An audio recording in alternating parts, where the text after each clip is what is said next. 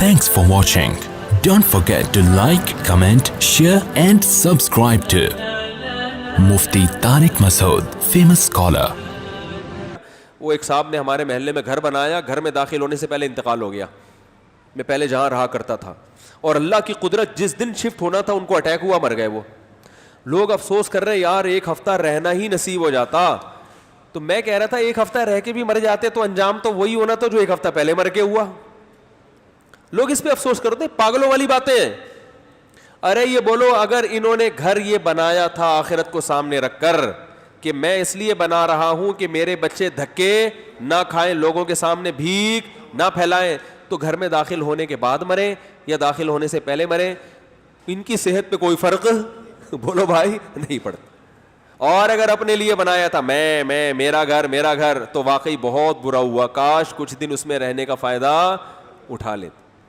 بات میرا خیال ہے سمجھ میں پھر بھی نہیں آئے گی, بہت مشکل ہے سمجھانا آج کے زمانے میں. بات میرا گلا بہت زیادہ بیٹھا ہوا ہے, میں بڑی مشکل سے آج تقریر کر رہا ہوں. تو مؤذن صاحب ذرا 5-10 منٹ ٹھہر جائیں یار, یہ بات تاکہ اور یہ سمجھ میں آ گئی جو میں کہنا چاہ رہا ہوں. یہ لوگ کہتے ہیں نا ہائے ہائے گھر کے بارے میں, تو اور میں نے اکثر موتیں دیکھی, یہ گھر بن کے تیار ہوتا ہے اور مر جاتے ہیں. یہ میں نے بہت دیکھا ہے. شاید اللہ تعالیٰ عبرت کے لیے مار دیتے ہیں کہ یار جس چیز پہ سب سے زیادہ پیسہ لگائے نا اسی میں رہنا نصیب نہیں ہوگا. یہ میں نے بہت دیکھا. ادھر گھر بہترین بنایا, اکثر لوگوں کو دیکھا ہے گھر میں تعمیراتی کام کیا, اوپر کا پورشن بنایا اور تھوڑے دن میں انتقال ہو گیا. رہنا بہت کم لوگوں کو نصیب ہوتا ہے. تو یہ گھروں میں زیادہ ہوتا ہے, کیونکہ نبی صلی اللہ علیہ وسلم نے فرمایا بدترین چیز جس پہ انسان کا پیسہ خرچ ہو وہ تعمیر ہے, کیونکہ تعمیر کا فائدہ انسان اپنی زندگی میں پورا نہیں اٹھاتا. اب کروڑوں روپے کا گھر بنایا تو اگر آپ 4 سال رہ بھی لیے تو کروڑوں روپے کے میں 4 سال میں رہ کے کوئی وہ کروڑوں کیش تو نہیں ہوئے نا. کیا خیال ہے بھائی؟ تبھی جائز ہے تعمیر پہ پیسہ, لیکن حدیث میں آتا ہے سب سے کم درجے کی چیز جس پہ پیسہ خرچ ہونا وہ تعمیر ہے. کیا مطلب؟ کھانے پہ خرچ کرو, سواری پہ خرچ کرو, شادی پہ خرچ کرو. صحیح ہے نا؟ اچھی بیوی لے کر آؤ.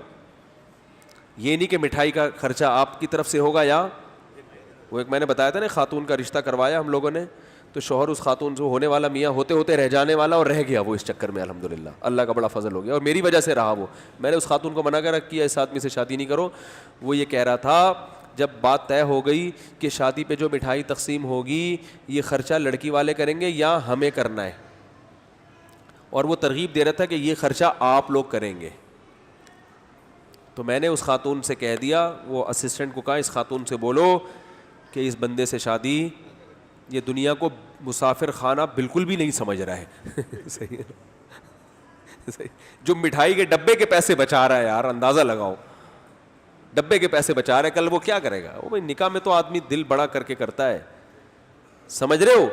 اگر یہ واقعی صحیح نیت ہوتی تو کہتا ہے مٹھائی کیا بھائی, وہ تو ہے ہی ہمارا ہی خرچہ ہے وہ, اور بتاؤ کیا مہر کتنا چاہیے, جتنی گنجائش ہوتی ہے اس حساب سے.